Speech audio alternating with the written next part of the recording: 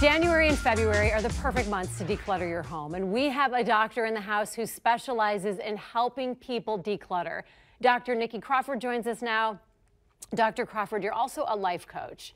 You believe that a lot of us get stuck in our clutter because of self-judgment and fear-based thinking. What do you mean by that? Well, what I mean by that is that we have gotten the idea that our self-worth is somehow tied into the condition of our home. Yeah. So if we have clutter that we're having trouble dealing with, we're judging ourselves harshly. There's a lot of negative self-talk going on. And so how does that affect the process of getting rid of the clutter then? Well, when it feels like such a high-stakes game, if we think that our clutter is tied to our self-worth and we're not able to deal with the clutter. So there's some confusion there about our bigness, our innate well-being, that clutter could actually impact that. What's the first thing you tell people when they come to you for help? First of all, when they come to you, are they saying, I need help decluttering? Or do you often figure it out after talking to them a little bit and say, hey, how's the clutter in your house? They come with clutter. Yeah. It's the comment that I most often hear is, I'm overwhelmed by my clutter. And then do you go to their house and take a look at things? Yes, yes. If they're local, I go to their house. Otherwise, we do it over the internet. So if someone's watching and they're buried in clutter, like that's a great example. That must be so overwhelming. It looks like a child's bedroom. And I know that you've talked about how children have trouble studying, even if they're not in the room with the clutter. If they have a cluttered room, it affects their well-being. So if someone watching can relate to that picture you just showed, what's the first thing they need to do? Well, if they've tried to deal with the clutter in the past and haven't been able to, it might be time to get some coaching and some support. Because people are so overwhelmed, it's very difficult for them to see that next easy step. But there is a next easy step. There's an emotional component too. When you talk about decluttering, it's kind of like other people looking at it, it's clutter. But if it's your clutter, it's your old journals or something you registered for your wedding or a pan that you may use or may not use.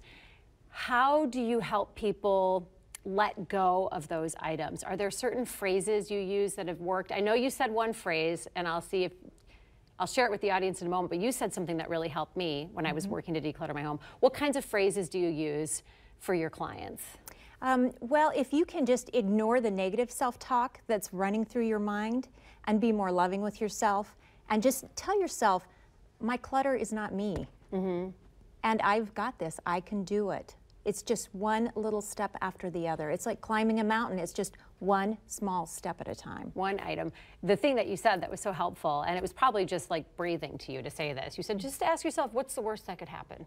Right. Because I'm constantly looking at things thinking, what if I need it? Right. What if I need these hangers? What if I need this rack that I put spices in? And just the other day, I was like, well, what's the worst that can happen? Right. In 10 years, if I need it again, because I haven't used it in 10 years, I guess I'll get another one. Right. But that was such a powerful question, I think. Is it hard to get people to come to you, or is it usually family members that are coming to you asking for help with their loved ones? It's a combination of those. Yeah. Once people are finally fed up and overwhelmed, that's usually when they come. And they're ready then.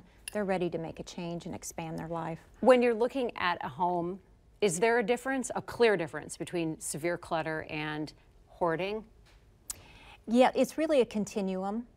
And hoarding has its own set of kind of specific behaviors around it. And there's actually a genetic component to hoarding. And so digging into someone's history helps me understand kind of where they are on the continuum in, you know, in addition to just seeing what's going on in their home. What do you think is the easiest room to start in if you've got a whole house to tackle? It's whatever room you think is the easiest. Oh. And it's actually the corner or a drawer or a very small space in that room where you feel like you can begin. Just starting with one drawer? Yes, yes. Can make a huge difference. It can. It can show you that you can do it. Yeah. It may take a while, but you can do it. But if you do a drawer every week, you know, by the end of the year, you could have a whole new outlook and a whole new house really to live in. Yes. Dr. Yes. Nikki Crawford, thank you so much for being here, and hopefully people watching, if they have a loved one who's battling with clutter, or if you have, you can take these things and it can help you and your loved ones. Yeah. Appreciate you being here, always. Thanks. This weekend, it's the